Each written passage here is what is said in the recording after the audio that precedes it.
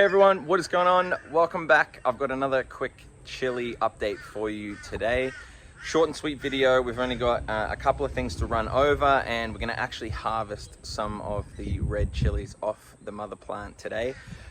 It's a scorchingly hot day. We've had an enormous amount of rain in the last couple of weeks, so everything is still drying out, and you'll see when I show you the plants, the soil is still quite moist, so I'm considering whether or not to take off some of the mulch.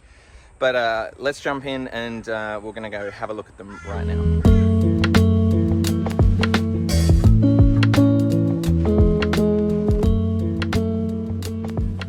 So what I did was I propped them up onto the brick wall edging there. I took away their dishes underneath because I wanted them free draining and sitting out of the soil. All this area under here, all this grass was completely flooded in the last week or two, so I really wanted it out of the water and up onto these bricks here. So if we have a look over here, we've got the control #1 blend and then NPK fertilizer. Now there's not much to report. This one here, I guess the control is probably looking the biggest at the moment, and it's the first one that's showing flowers, which is really interesting. Remember, there's no fertilizer in here. We'll have a look, peel away. You can still see that it is quite moist. The soil in there has got a lot of moisture in it. I'm going to leave the mulch on. As I discussed at the start of the video, I wasn't sure whether to pull off this mulch to allow it to dry out a little, but yeah, we're having some nice hot days, so I thought, you know, we'll just leave it and see how it goes.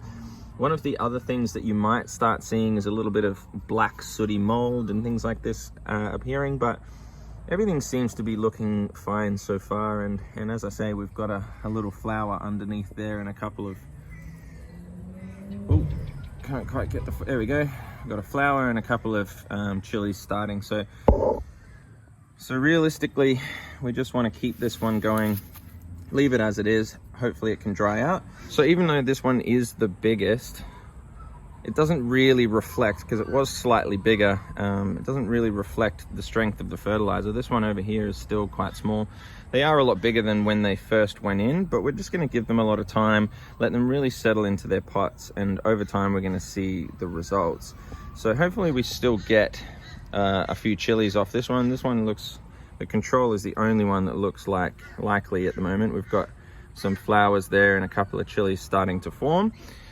So it's looking the most likely at the moment to start producing fruit, but that necessarily doesn't matter. We're probably going to try and keep these until next season, ultimately, to try and figure out what the best and most nutritious chili is, because we want a long-term experiment looking at the health of this soil. Now let's peel back #1 blend. Let's have a little look. Can we see, look, there's some roots there that I've accidentally disturbed. So that probably wasn't the best idea, but we'll tuck that back in. Everything's looking good under there. As I say, still a little bit moist, but it'll dry out real quick. On the basic NPK, there's nothing really to report. I guess, look, there's a little bit of discoloration coming in, but that's across the board. They're all the same. So hopefully now that they have started to reach out their roots for more of the soil, they'll be getting their color back.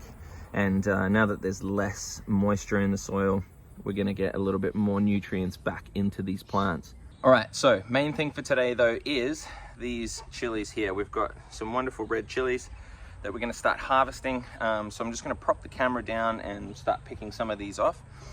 Usually you would wait until they are fully red. See if you can see this one here. It's starting to turn red, so it's kind of green, starting to turn red. I'll leave that. Remember, you can take green chilies as well. Green chilies are a thing, but these ones are nice and red and they're ready to come off. One thing I want to show you with this plant is, like, if you can see, there's a little bit of discoloration coming into the leaves. We're losing that nice dark green. Really, that's a product of this, the fact that we are completely and utterly chockers in here with roots and systems like this.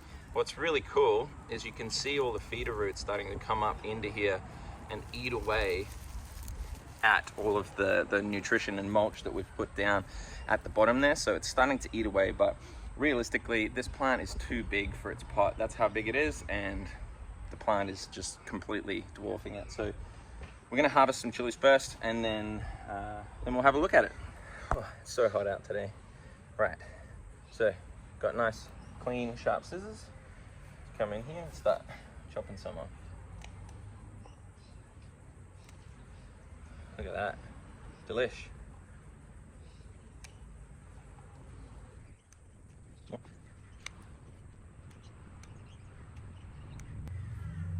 at them, looking awesome. So we'll leave that there. Gosh, it's so hot out here. Look, nice little chili haul, looking wonderful. What that's going to do is allow this now to put more energy into these ones that haven't quite formed yet and turn them red. It's also going to help put some more energy back into the vegetative growth and keep this going. There's still a few, I don't know if you can see this one here. There it is, tiny little chilies still forming and everything's still coming in. So what I'm going to do is still keep trying to keep this going as much as possible, but if its health deteriorates too much, I'm going to have to up-pot it. If we can survive the season, we could trim it right back and keep it in there, but ultimately I want to show you guys exactly why small containers can be quite challenging, because you want to keep up with the nutrition and things like this. Let's go jump in and have a little look at the top of the soil as well, see if we can see some more roots. Here we go. So you can see some more cover crops starting to come through from when we used to have that in there, but let's peel all this back. This is looking good. So we've got some life in here, all of this worm castings that I topped up. You can starting to see it all kind of breaking down, some of the mycelium going on. Yeah, look at that. So plenty of food in there. You can see the roots sort of down here, starting to feed into it. So it does have a little bit still left. But yeah, now that we've taken off some of the red chilies, we hopefully will get back some more energy for the plant.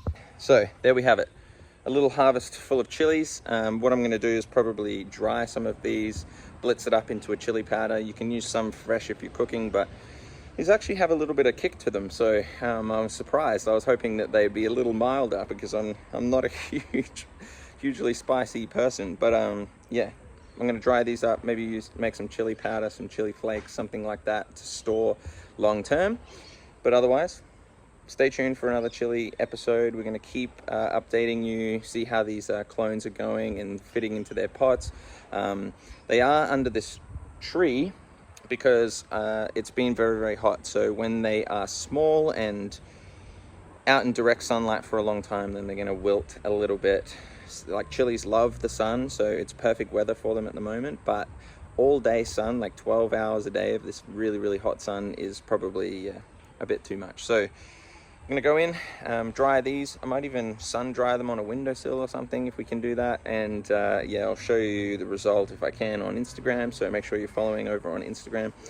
But yeah, stay tuned for another video. If you liked it, please let me know, drop a comment. If you're growing some chilies, what are you growing? And yeah, we'll see you again real soon.